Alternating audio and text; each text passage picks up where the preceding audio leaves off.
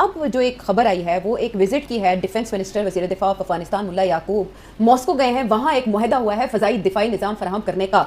इस खित्ते से मुतालिक सबसे बड़ी खबर यह सामने आ रही है कि रूस और अफगानिस्तान के दरमियान एक फौजी मुआहदा हो चुका है। अफगानिस्तान ज़रूर चाहेगा कि उन्हें कोई इस किस्म के हथियार मिल जाएं, एंटी एयरक्राफ्ट बैटरीज मिल जाएं, कोई सैम मिल जाएं, S-400, S-300। और इसमें आप इंडियन फैक्टर कारफरमा नहीं समझते मुल्ला मुत्तकी के इंडिया के दौरे। और कहीं ना कहीं चीन भी इसका खैर मकदम कर रहा है। अलबत्ता पाकिस्तान से मुतालिक ये कहा जा सकता है कि इस पर कंसर्न है, तशवीश का इजहार है। नाज़रीन, अफगानी वजीर दिफा ने मॉस्को में खड़े होकर रूस के साथ दिफाई डील करके पाकिस्तान को धमकी डाली।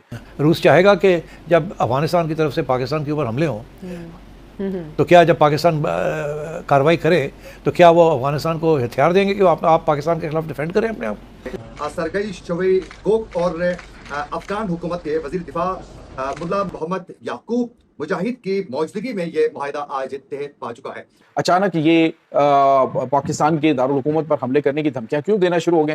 नाज़रीन, एक बड़ा चैलेंज पाकिस्तान के लिए खड़ा हो चुका है। साथ साथ नाज़रीन, इस मायदे से चीन जरूर खुश है, लेकिन पाकिस्तान के क्या तहफ़्फ़ुज़ात है ये भी आप लोगों को बताएंगे और अब पाकिस्तान की मुश्किलात में कैसे इजाफा हो सकता है। रूस ये समझता है अफगानिस्तान को जहां जहां पर मुश्किलात आ रही हैं हम उन मुश्किलात को एड्रेस करें और उनकी मुश्किलात को दूर करें और उन्हें एतमाद में लें। नमस्ते दोस्तों, जय हिंद। हिंदुस्तान स्पेशल में आपका स्वागत है। दोस्तों, रूस और अफगानिस्तान ने एक सैन्य तकनीकी सहयोग समझौते पर हस्ताक्षर किए हैं। इसमें हथियारों का आदान प्रदान, लाइसेंसिंग, सैन्य तकनीकें और संयुक्त विकास परियोजनाएं शामिल हैं। इस कदम से पाकिस्तान खासा परेशान दिखाई दे रहा है। अफगानिस्तान की स्थिरता भारत रूस बातचीत के एजेंडे में रही है। ये रक्षा समझौता नई दिल्ली के लिए भी दिलचस्पी का विषय होगा, जिसने पाकिस्तान के सैन्य हमलों के सामने काबुल की संप्रभुता का समर्थन किया। ये पहला रक्षा समझौता है जो मौजूदा तालिबान शासन ने किसी देश के साथ किया। इस डील पर इस सप्ताह मॉस्को में अंतर्राष्ट्रीय सुरक्षा फोरम के दौरान हस्ताक्षर किए गए। ये समझौता दिखाता है कि काबुल की कोशिश पाकिस्तान की सेना की आक्रामकता के खिलाफ सैन्य समर्थन पाने की है। इस समझौते पर तालिबान के रक्षा मंत्री मौलवी मोहम्मद याकूब और रूस की सुरक्षा परिषद के सचिव सरगई शोइगु के बीच बैठक के बाद हस्ताक्षर किए गए। इस खित्ते से मुतालिक सबसे बड़ी खबर यह सामने आ रही है कि रूस और अफगानिस्तान के दरमियान एक फौजी मुआहदा हो चुका है और कहीं ना कहीं चीन भी इसका खैर मकदम कर रहा है। अलबत्ता पाकिस्तान से मुतालिक ये कहा जा सकता है कि इस पर कंसर्न है, तशवीश का इजहार है। सबसे पहले हम ये देख रहे थे, मुशाहिदा कर रहे थे कि एक समिट, एक इजलास अपनी नौयत का पहली बार मॉस्को रीजन के अंदर हो रहा था, तो लिहाजा हमने ज़रूरी से यह समझा कि इंतजार किया जाए जब यह समिट या ये इजलास मुकम्मल हो जाए तो उसका कुछ ना कुछ इब्तदाई चेहरा हमारे सामने आएगा एलामिया की सूरत में। उसके बाद ही देख सकेंगे कि आखिर रशिया को ऐसे इजलास की पहली बार जरूरत क्यों पेश आई है जिसके अंदर 120 ममालिक के नुमाइंदे शरीक हैं और खसूसी तौर पर अफगानिस्तान के नायब वज़ीर आज़म और उनके वज़ीर दिफा मुल्ला याकूब वो भी रशिया के अंदर मौजूद सरकारी दौरे पर होते हैं। और फिर यह खबर निकल कर सामने आई कि रूस ने इसी समिट के दौरान, इसी इजलास के दौरान जो है वो अफगानिस्तान के साथ फौजी इत्तेहाद कर लिया है। अब ये फौजी इत्तेहाद किस नौयत का है, रशिया के अपने तज्जियाकार इस हवाले से क्या कह रहे हैं, इसके ऊपर भी हम बात करते हैं। लेकिन इससे पहले यह ज़रूरी है कि रशिया को आखिर इस इजलास की, इस समिट की ज़रूरत क्यों पेश आई है, ये जानना और समझना बहुत ज़रूरी है। देखिए, रशिया की तरफ से ये पहला बैनुल-अक़वामी सलामती फोरम, इंटरनेशनल सिक्योरिटी फोरम है जो रूस की सलामती council, security council of the Russian federation की ज़ेर सदारत 26 से लेकर 29 मई तक मॉस्को रीजन के अंदर ये जो फोरम है, इजलास है, ये जारी रहता है। और फोरम का इनकाद live arena multi functional complex और पेट्रियट सेंट्रल पार्क में किया गया। और ये एक आला सतह बैनुल-अक़वामी प्लेटफॉर्म है जो आलमी और इलाकाई सलामती के मसाइल पर मुबाहिस से ताउन और हिकमत अमली। कि हमारे यहाँ जो है वो लोग ये भी कहते हैं कि बस जी हमने कह दिया तो काफी है, मतलब हमारा कहना ही काफी है, हमें कोई प्रूफ देने की जरूरत नहीं है कि हमने कोई जहाज गिराए थे या नहीं गिराए थे, और ना ही हमें सैटेलाइट इमेजेस के ऊपर फालतू का पैसा खर्च करने की जरूरत है। अब मोदी जी ने इतना पैसा खर्च किया, सैटेलाइट इमेजेस बनाई कि जी मुरीद के में उनके लोगों ने अटैक किया था और वहां पे जो कह लीजिए जो मदरसे थे और दूसरी जगहें थी उनको डैमेज हुए थे, या फिर यहाँ पे जहां पे 11 जगह पर अटैक किए थे उसके सैटेलाइट इमेजेस जो है एक तो खर्चा बहुत करते हैं मोदी जी। हालांकि वैसे जो है वो मोदी जी का कहते हैं कि भाई गुजराती हैं तो यकीनन कंजूस होंगे, लेकिन जहां पाकिस्तान की बात आ जाए और ये बताने के लिए जरूरत पड़ जाए कि जी उन्होंने पाकिस्तान में अटैक किया था तो कुछ नुकसान भी हुआ है, तो मोदी जी जो है वो बिल्कुल पैसा खर्चने से पीछे नहीं हटते। तो जी उन्होंने जो है पैसे खर्च कर करके जो है सैटेलाइट इमेजेस बनवाई, इतनी बनवाई रहे थे तो एक हमारी साइड की भी 2-4 बनवा लेते आप, इसलिए कि हमें तो ऐसा कुछ साबित करने की जरूरत नहीं। वैसे भी हमारे रिलीजन में तो फोटो खींचना वैसे ही हराम है, हम उल्टे सीधे काम क्योंकि करते हैं तो इस वजह से फोटो बना लेते हैं, वरना तो आप देख लीजिए, हमें कहा जाता है कि ये फोटो बनाना बिल्कुल ना ना ना, हम नहीं बनाते।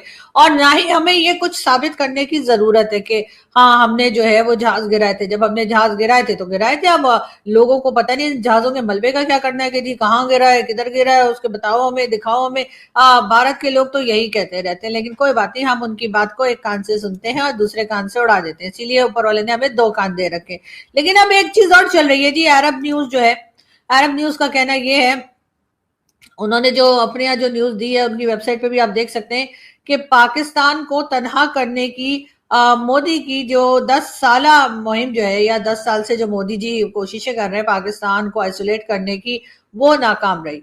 अरब न्यूज, ये अरब मीडिया, जी अरब मीडिया में ये खबर आ रही है कि जी पाकिस्तान को आइसोलेट करने की जो पीएम मोदी की कोशिश थी वो नाकाम रही। मोदी जी इन चक्करों में पड़े हैं आप, मेरी तो समझ से बाहर है।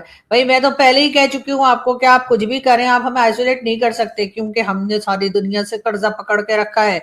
आपने क्योंकि कर्जा ले नहीं रखा इस तरह से जैसे हमने लिया है, तो इसलिए आपको लगता है कि हमें बड़ी आसानी से आइसोलेट कर देंगे। अरे भाई हम तो खुद चाहते हैं दुनिया हमारा पीछा छोड़े।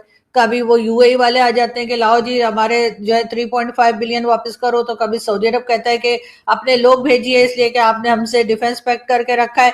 कभी डोनाल्ड ट्रम्प कहते हैं कि जी अगर आईएमएफ से पैसा चाहिए तो फिर ये काम कर दो, ईरान के साथ वो बात कर लो। तो जाकर मतलब हमारे प्राइम मिनिस्टर को और हमारे भाई लोग के अब्बू लोग को मतलब ऐसे बना रखा है जैसे ये बेचारे कोई कह लीजिए कि मैसेज पहुंचाने के लोग के लिए हैं, या फिर ऐसे जैसे कोई पोस्टल सर्विस चलाते हैं। हर कुछ दिन के बाद कभी हमारे होम मिनिस्टर, तो कभी हमारे प्राइम मिनिस्टर, तो कभी हमारे भाई लोग के अब्बू लोग।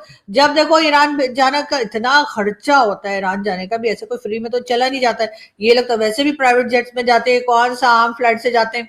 लेकिन डोनाल्ड ट्रम्प ने भेजना होता है, वो हम तो खुद चाह रहे हैं हमें आइसोलेट करते हैं, भाई पीछा छोड़े हमारा। और जिसने हमसे यस नहीं हमसे क्या जिससे हमने कर्जा ले रखा है वो भी हमें भूल जाए, उसकी भी याद। 400 मिसाइल के बारे में तो आपने जाना ही होगा। ऑपरेशन सिंदूर में जो इंडिया की तरफ से पाकिस्तान की तरफ लॉन्च किया जा रहा था, पाकिस्तान के जितने मिसाइल थे, ड्रोन थे, उनको टर्मिनेट करके बाहर नीचे गिराया जा रहा था।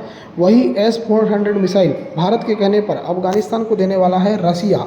और इसको देखकर, सुनकर, समझकर पाकिस्तानी मीडिया, पाकिस्तान के लोग, पाकिस्तान की जो जनता है, वहाँ की पॉलिटिशियन है, उनकी हालत ख़राब हो गई है।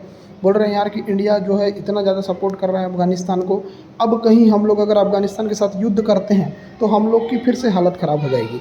अफ़गानिस्तान फिर से हमको रिप्लाई करेगा, और इस बार तो बहुत तगड़ा करेगा, क्योंकि S-400 भाई बहुत ही ज़्यादा ज़बरदस्त है।